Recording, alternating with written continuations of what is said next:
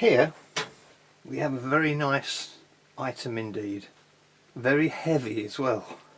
This is a 3D ITC 3D machine from the 70s, and the interesting thing about this, talking about the 70s, is that there are no integrated circuits inside here bar one, and that's the voltage regulator. It has a 24 volt voltage regulator. All the rest are discrete semiconductors. So this machine is built with ease of servicing very much in mind.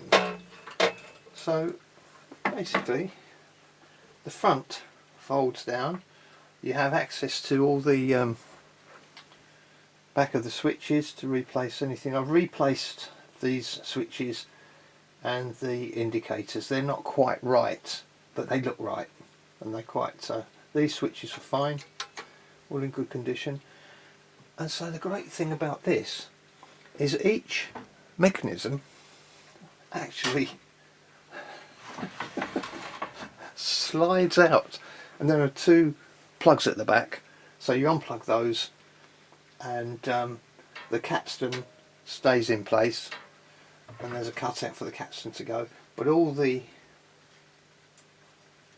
other paraphernalia, that just comes out, each one. Absolutely incredible. In fact, I made a mistake. The first time I got this, I had it at an angle and one of these fell out and actually pulled the wire off the back of the head. Fortunately it didn't do any damage, but I was unaware at that time. But these just absolutely incredible.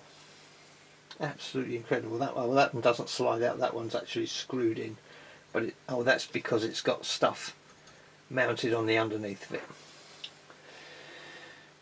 So the thing to remember about these, and it's very, very important, and it's a very it's quite a dangerous thing if you're not aware of it, that the solenoids to operate the pinch wheel run pretty much directly from the mains.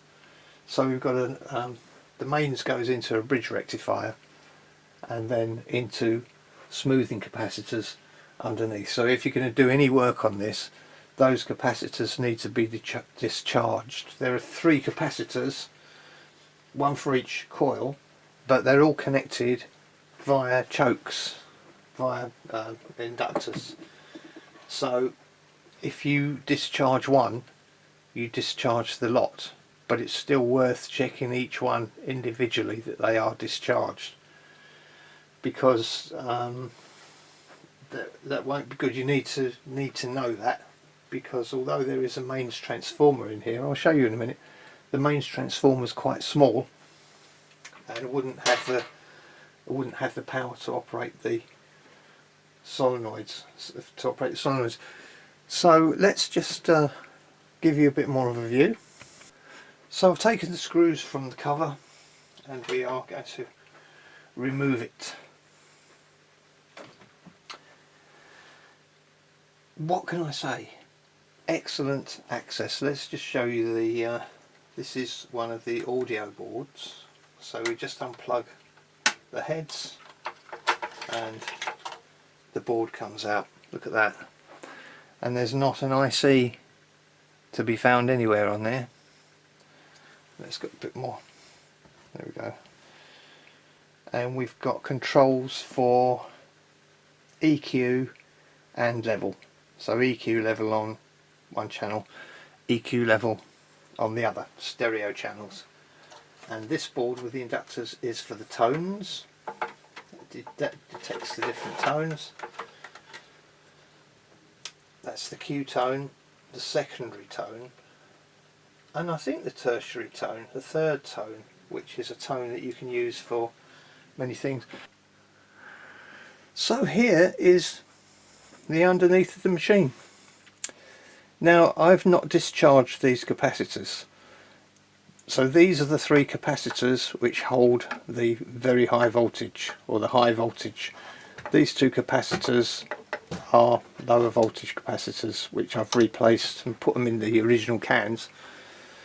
These relays, I'm not sure which ones, but some of them actually control the switch into the solenoids. We have our audio transformers, 1, 2, 3, 4, 5, 6 of those, and we have the mains transformer. As you can see, that's mains transformer. If I bring you a bit closer if I can, the mains transformer is quite small, so that's a bit of a clue that the solenoids don't work from there. Very nicely wired. The motor is mains derived frequency, so in this case it's 50 cycles. If it was an American version it would be 60 cycles, because that's what they use. And as I say, not unlike the 99B, which is independent of mains frequency, this is dependent on mains frequency, but that's not a problem because the mains frequency is it's pretty good. In fact, very, very, very good. And here's our voltage regulator. This was originally a TO3 and it went in a socket, and the original voltage regulator was a bit out and it wasn't regulating very well because there was a hum on the audio, and as soon as I replaced it I've put a 2 amp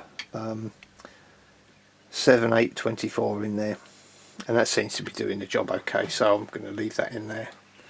As I say, very nicely wired, but it must make sure these are discharged. As I say, they are connected together, so you will discharge them all, but it's still best to check them anyway, you know, because you don't want to belt off one of those. I mean, it can kill you.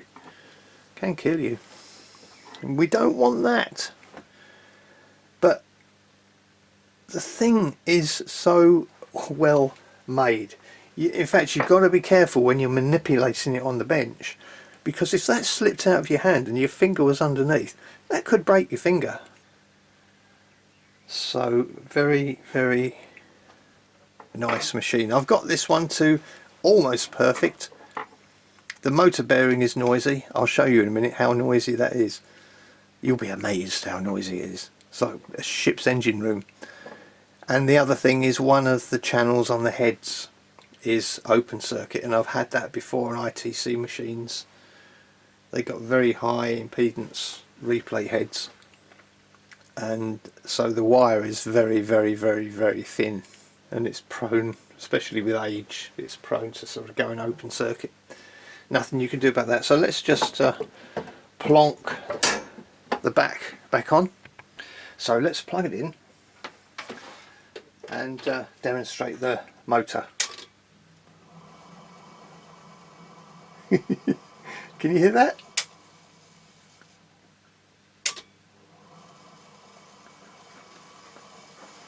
There we go. So I've not got this connected to music, but you can play cartridges independently of one another, you know. I mean, for all intents and purposes, that could be feeding one radio studio and that could be feeding another studio. It doesn't matter. There's no fast forward on here because it would obviously affect the ones that are playing, so you can play 3 at a time if you like, 1 at a time, whatever you like. It's very, very, it's practically 3 separate players with one. The only common thing is the capstan shaft. So all the tones work. There we are, that one's queued up already. We've got our optical attenuators, and I had to get in there and put another bulb in because it's just a bulb and an LDR, and it works extremely well. It's not going to be matched or anything like that because all it's doing is attenuated. So you see, when I put this in and press start, those bulbs will light up, and that the lighting of the bulb passes the signal. If the bulb goes out, that attenuates the signal. And it's so simple, but it's so effective. It really is effective.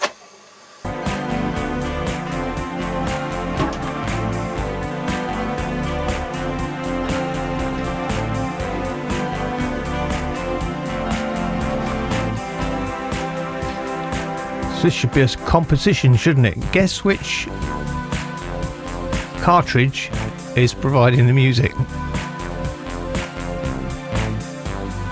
Aha, it's not the bottom one.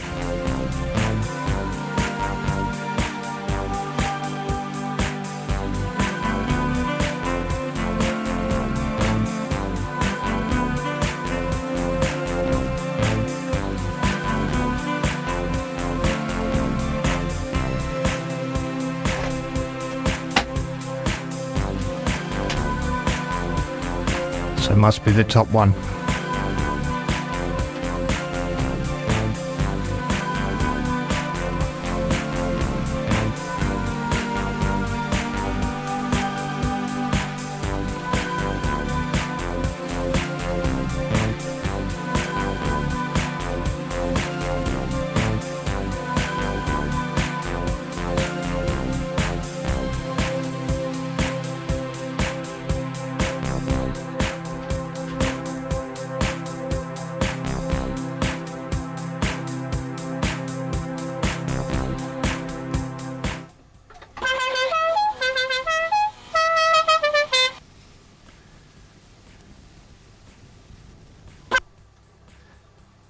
So as you can see, the bottom one, for some reason, it's a little bit slow on the cue, because you just get the start of the thing when it should be not...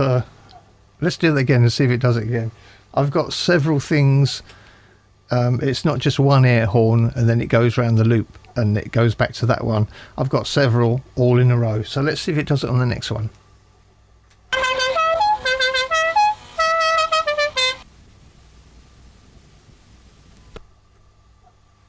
That was better. Still a little bit of a... Let's see. Try the top one. I'll try the bottom one again.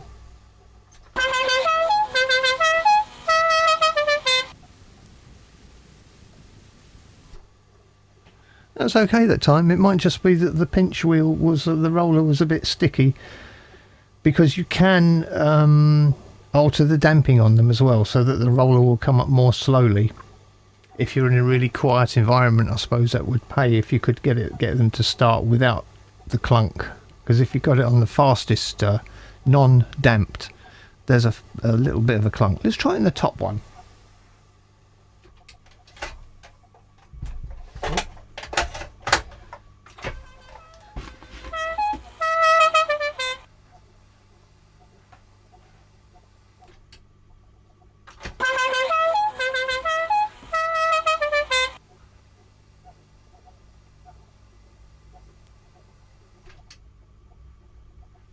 Yeah, I reckon it's the bottom one. Probably the pinch roller was just a little bit reluctant to release.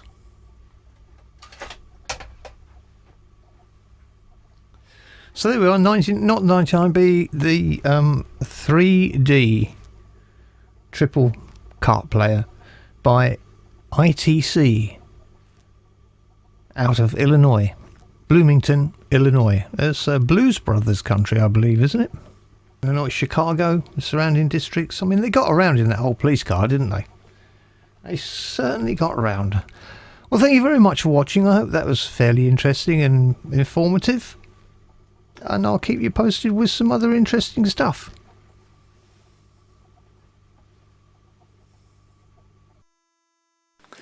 Just one last thing. The stuff you have to buy for these to get them working, it can cost quite a bit. I've got 3 of these on eBay.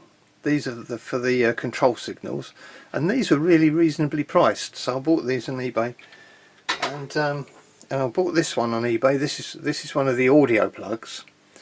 However, at the time I'm thinking this is adding up to quite a bit. So I made the other 2, and I made these from household electrical mains cable with a plastic, you know, base and epoxy resin.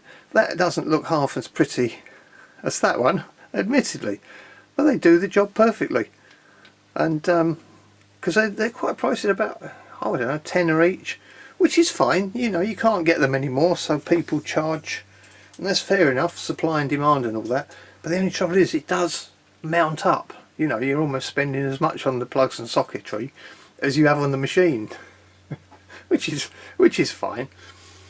But I was lucky with these. I was lucky with these ones because they came up. I can't remember what they were, but they were very, very reasonably priced cinch plugs, and they were a cinch.